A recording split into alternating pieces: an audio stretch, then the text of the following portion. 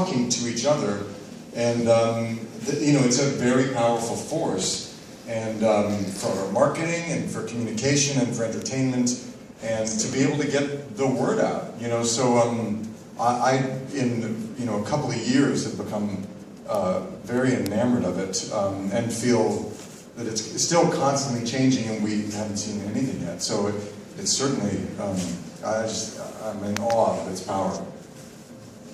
Can I just ask, do you get nothing but positive response on Twitter? Because for anybody who's ever gotten, you know, been on the receiving end of the negative side of that, it can be really brutal. I mean, it can be. I'm really lucky. I mean, because it was funny. I was on Jimmy Kimmel the other week, and they have a segment they do where Jimmy will read out all of the pick mean tweets about you.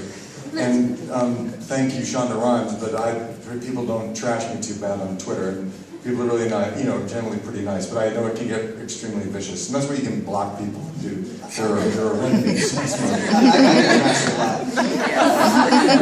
I get trashed a lot. That's part of the deal, although I started blocking people. You know, Your Honor, I came in when Maloney was leaving, and he left of his own accord, but I got, how dare you break up Olivia and Elliot? And people are so attached to that relationship that I broke up Mom and Dad. So it took a while to get the thick skin for that. I do find I don't think SVU would still be on if it weren't for Twitter, because no one's promoting the show 15 years in. But Twitter gets the word out about who's on, what it's, you can feel, you know, if I came in at a theater, the first time I had an episode on TV, it was the most depressing experience of my life. The episode ended, and I turned it off, and I was like, well, so that's TV. And there was no audience. I was used to a live audience, and there was none. And I just didn't, I was like, did anybody see it? How would I ever, you know, it didn't have any of the juice that I was used to. Twitter now gives you that. You get feedback during the show. To get some, I don't know why it's become so important, but to be trending nationally with a hashtag for your episode. They're getting a standing ovation. You really feel good about that. And if you're trending nationally, figure a lot of people don't know what they're going to watch tonight. And if on Twitter there's, and all of you on Twitter now should tweet hashtag trust Benson for tonight.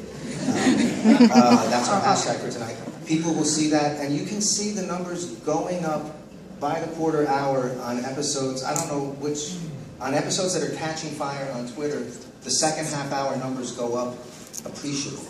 And people are finding this, wow, a good one tonight. And you know, conversely, man, this one's dull. And you can see people leaving the theater or coughing. It's the Twitter equivalent of coughing, right? And I think it's incredibly interactive in a way that I had been used to, and I like it, although the abuse becomes bizarre at times, because there's some crazy people out, probably right here.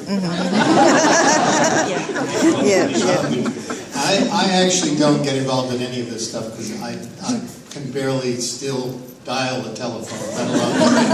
But there was, for a time, I don't think it exists anymore, but there was a website, Why We Hate Tom Fontana.